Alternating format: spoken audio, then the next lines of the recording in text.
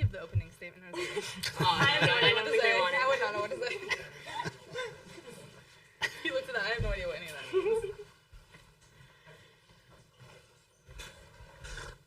means. All right, we'll go ahead and get started. A reminder to please silence your cell phones if you're in the room. Each time you get the mic to ask a question, give your name and media affiliation. Recording of the press conference with any cell phones or cameras is prohibited. We'll start with an opening statement from the head coach, go to questions just for the players, dismiss the players, and then go to questions just the head coach. We're joined by Texas Tech head coach Jerry Glasgow and players Caitlin Terry, Mia Williams, and Nigel Kennedy. So, Coach, if you have an opening statement, feel free. When I coached junior high ball, I would always have my team, when something happened on the field, exciting, my shortstop made a great play, I'd have one of the other players would automatically yell softball as loud as they could, and then everybody'd count to three, and everybody'd say, I love this game. And that's all I could think when the game ended, is like, softball. I love this game. What a great, just a great sport this is. And then the environment here in Oklahoma City, unbelievable. The talent UCLA has is just, they're hard to beat, as you could see.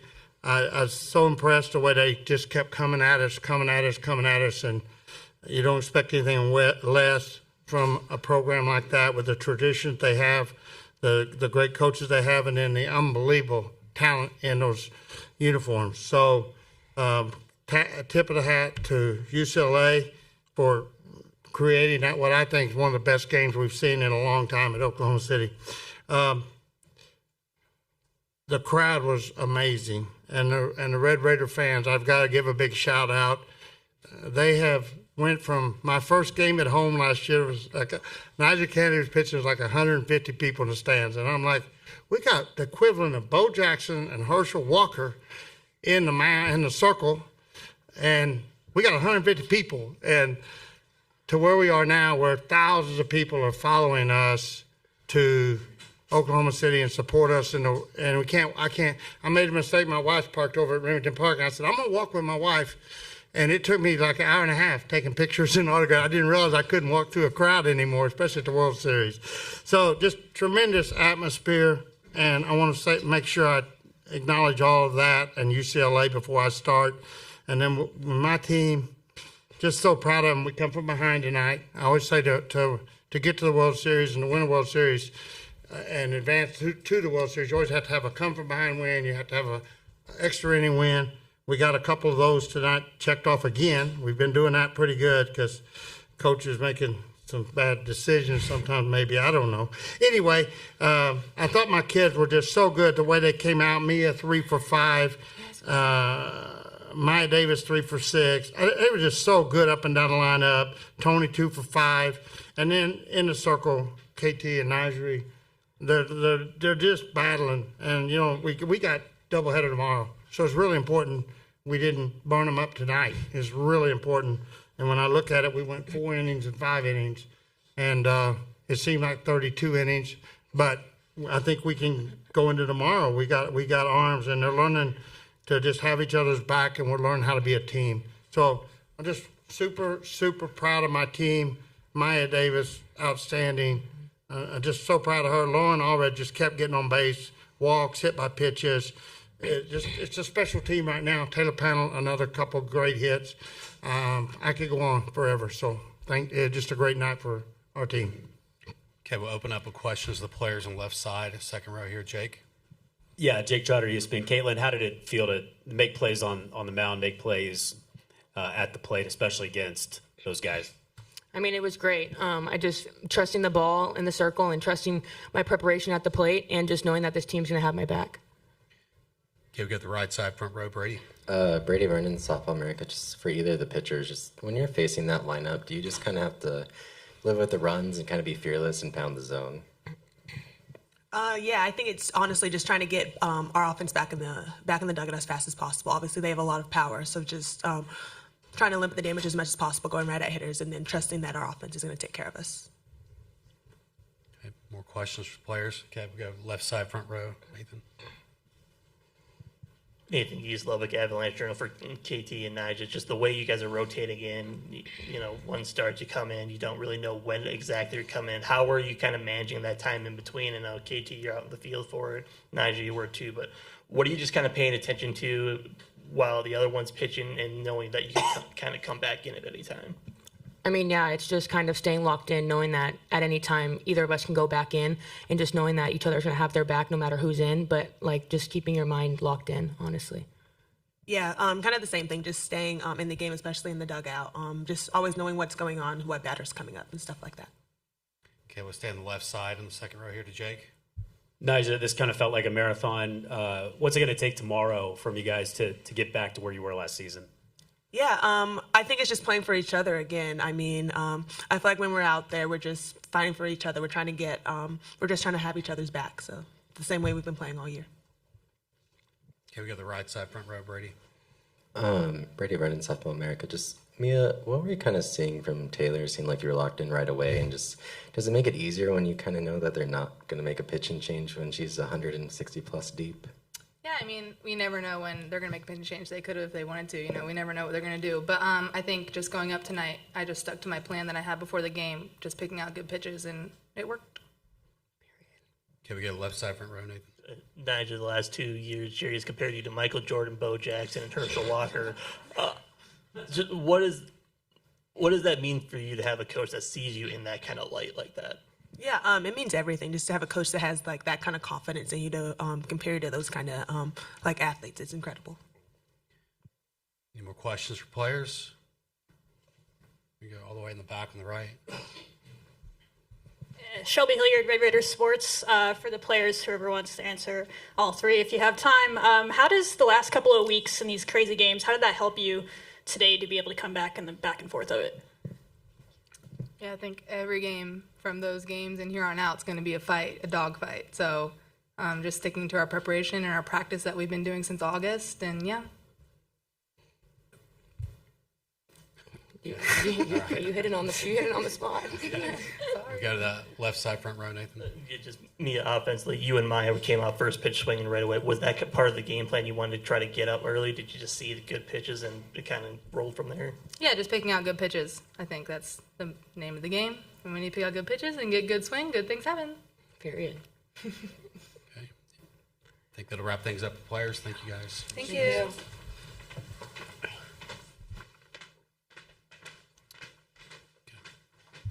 All right, we'll start with questions for Coach. Left side front row right here, Nathan. Nathan Geese, Lubbock Avalanche Journal. Jerry, can you just kind of take me through your thought process of when to bring in Nigel and KT and what you're seeing? Is it just kind of feels, it kind of where you are in the batting order, and what just goes into when to bring them in at certain times? Just depend on what the hitters did against, when we switched the last time, the girl had hit a home run earlier on KT, so we put Nigel in. Just looking at the matchup, which one I think is the best matchup. Doesn't mean it's going to be that way, obviously. And just playing hunches and then just changing momentum. Like, I don't want to grab. If you go back and you watch the Florida game, things kept happening in doubles. We give up a home run and another home run, double, then another home run. But the hits were back to back to back to back. And that's when I decided, I got to quit.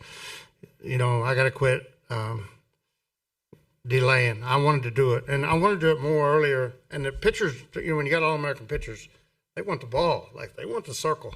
And you don't want to fight with your great pitcher or your great talent. You want to coach them. And if it could become apparent to me in Florida, like, let's change. Let's don't let hard hits happen 2 times in a row. Let's coach man up and make the change. And, it's kind of scary to go out there and tell KT you're taking her out. I'm going to tell you. It makes you take a deep breath. And, in fact, you watch it. Tara won't go out there. I have to go out there. She's a competitor, a fierce competitor. So and I think it become apparent, too, the message that it has to be about the team. No one person has to carry this. We got way too much talent for one person to feel like they have to carry us every second. Okay, go to the right side, third row.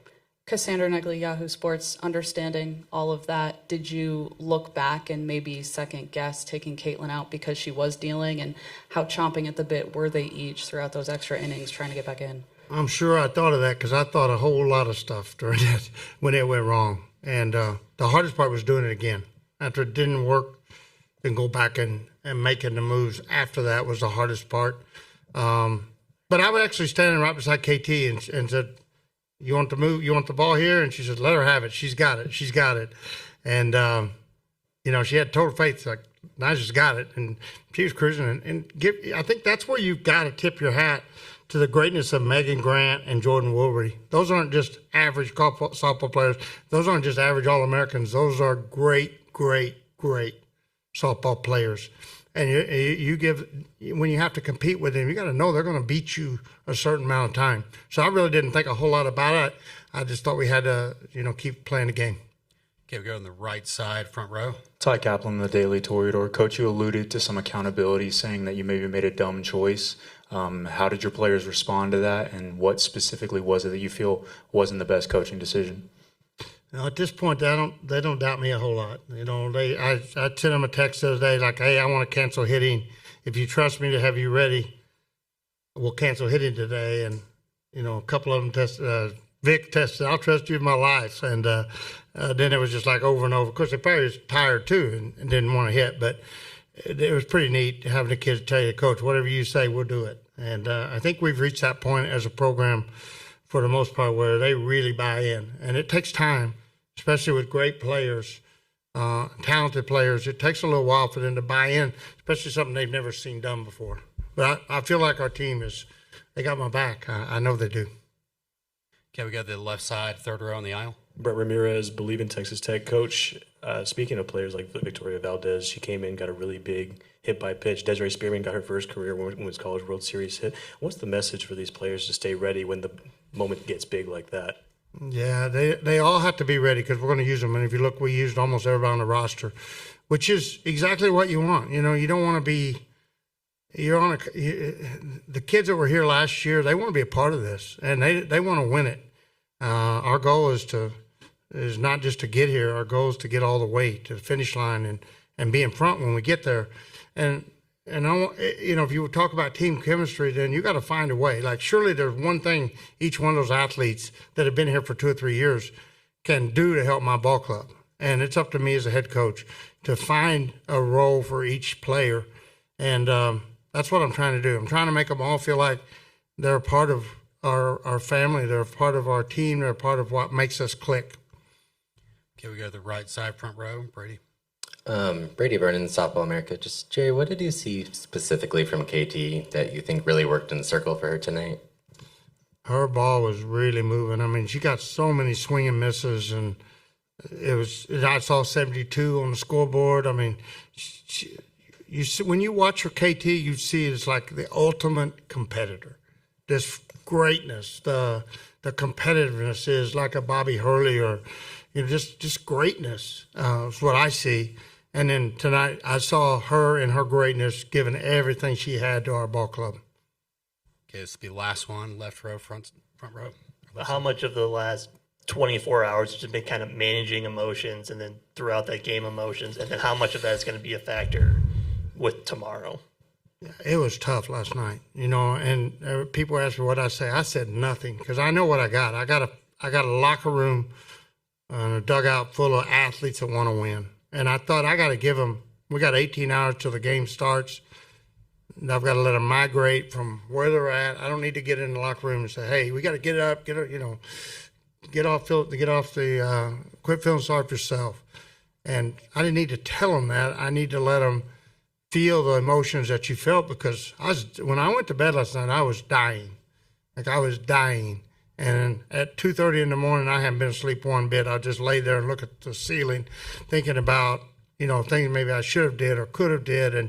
And I woke up this morning. I finally went to sleep, and I did wake up. Everybody's asking, "Are you okay?" And I'm not okay yet. I got 8 hours till game time. I got 7 hours to game time. And somebody called me like 2.5 hours for the game, and "You gonna be okay?" And I got 150 minutes, and I'll be okay at 148-minute mark. My plan, because I think we have to allow ourselves to feel that disappointment and let it go out naturally. I think my players I had to give them time to let it evaporate, and then we'd be ready to go. And I knew when the first pitch was thrown, this team's competitive, and they're going to have each other's back, and they're going to compete for our program and for Red Raider Nation. Okay, that'll wrap things up for Texas Tech. Thank you.